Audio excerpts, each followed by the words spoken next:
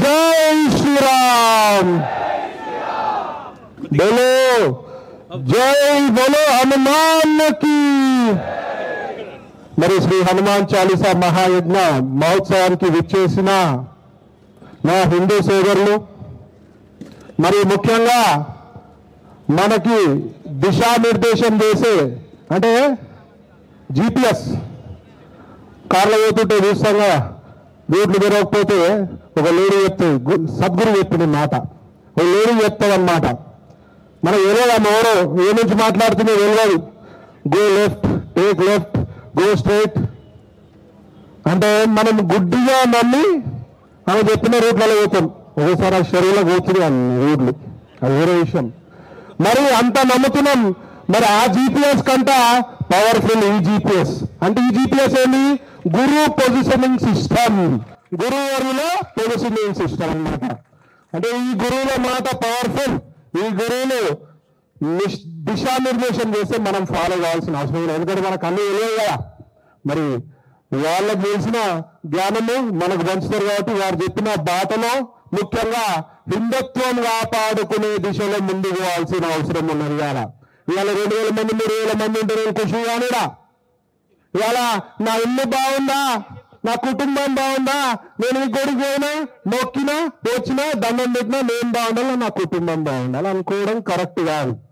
నేను బాగుండాలి, నా కుటుంబం బాగుండాలి, నా హైందత్వం బాగుండాలి, నా గోలు బాగుండాలి అని కోరుకోవాల్సిన అవసరం ఉన్నది. ఇవాళ ప్రతి ఒక్కరు కూడా ఇట్లాంటి ప్రోగ్రాంలకు వస్తే చాలా సంతోషం అవుతుంది నాకు. ఎందుకంటే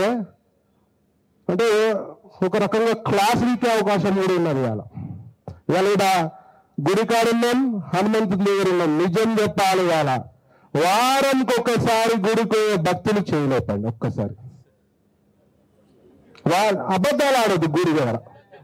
ఆ స్వామి గుడి మంచిగా పని చేసుకుని వారంకి ఒకసారి కూడా గుడి పోతలేం అంటే ఇక్కడ మైనార్టీలు ఎక్కువ ఉన్నాం. మరి ఇవాళ మనము బొట్టు ధరించాల్సిన అవసరం ఉన్నది. రోజు పోతారా అయ్యగారా? సంతోషం. మరి మీరు చెప్పాలి, మీ గుళ్ళో చెప్పాలి వచ్చిన వాళ్ళకి, మీ పిల్లల్ని తీసుకురా అని చెప్పి. పుష్ప సినిమా రిలీజ్ అయితే ఉరుకుతారు ఫస్ట్ డేనే, అడ్డమైన సినిమాలకు ఉరుకుతారు ఫస్ట్ డేనే. మరి గుడికి ఒక్క వారంకి ఒక్క రోజు పోరా? పోవాల్సిన అవసరం ఉన్నది. బొట్టు ధరించాలి. ఇలా మన పిల్లలకి మంచి భవిష్యత్తు ఇవ్వాలంటే, మరి మన సనాతన ధర్మాన్ని పాటించాలంటే మరి గుళ్ళకు వాళ్ళ బొట్టు ధరించాలి. వస్త్రధారణం కూడా చాలా ఇంపార్టెంట్ ఇవ్వాలి. సో ప్రాపర్ వస్త్రధారణం చేసుకోవాలి. మాలలు వేసుకోండి, అయ్యప్ప మాల వేసుకోండి, భవానీ మాల వేసుకోండి, హనుమాన్ మాల వేసుకోండి. కానీ దండం పెడతారా నాయన? ఏసు మాల వేసుకోకండి. అయితే నువ్వు ఏసుమాల హిందుత్వానికి ఎన్ని కుట్రలు. ఏసుమాల అని ఒకడు వస్తాడు. ఇవాళ మన గమ్మత్తు తెలంగాణ కరీంనగర్లా ఏసు బతుకమ్మనంటే ఇదేం బతుకమ్మరా నాయన? ఏసు బతుకమ్మ అంటే హిందుత్వానికి ఎన్ని రకాల శత్రువులు వస్తున్నాయి చూడండి. ఇవాళ ముఖ్యమైన శత్రువు కన్వర్షన్స్ చేసే నా కొడుకులు. ఇవాళ అడ్డగోలు కన్వర్షన్స్. మనం మైనార్టీలు అవుతున్నాం, అడ్డగోలు కన్వర్షన్స్. ఆంధ్రాలో కానీ మన తెలంగాణలో కానీ ఎక్కడైనా కన్వర్షన్స్. మరి కన్వర్షన్స్ ని ఆపాల్సిన బాధ్యత మనపై ఉన్నది. మన ధర్మ ప్రచారం చేయాల్సిన బాధ్యత మనపై ఉన్నది. ఇది హిందూ దేశం, హిందూ దేశంగానే ఉండాలని చెప్పి సందర్భంగా తెలియజేస్తున్నా.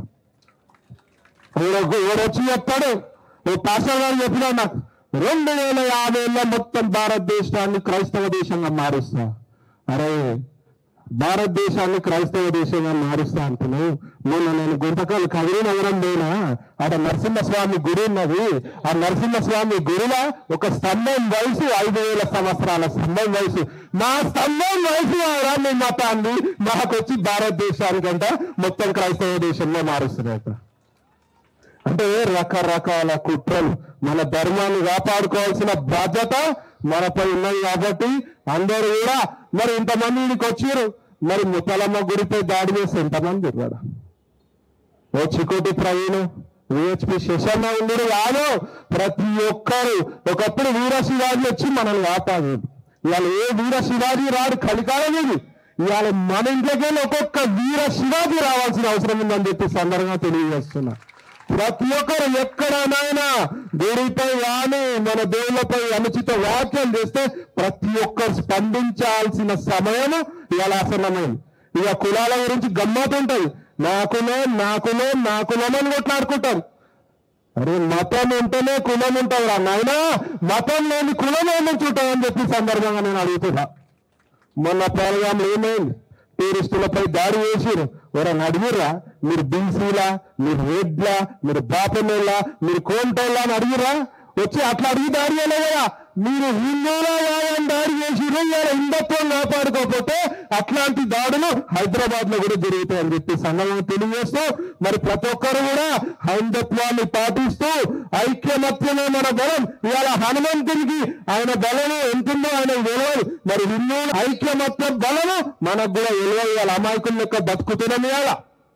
ఇవాళ ఐక్యమత్యం ఉంటే హనుమంతునికి ఉన్నంత బలము మన హైందత్వానికి ఉంటుందని ఈ సందర్భంగా తెలియజేస్తూ, మరి ముఖ్యంగా మా గురువు శివస్వామిజీ గారు కూడా విపరీతంగా హైందత్వం గురించి కొట్లాడుతున్నాడు. ఒక పరశురాముల లెక్క. మరి వారికి ప్రత్యేకమైన అభినందనలు.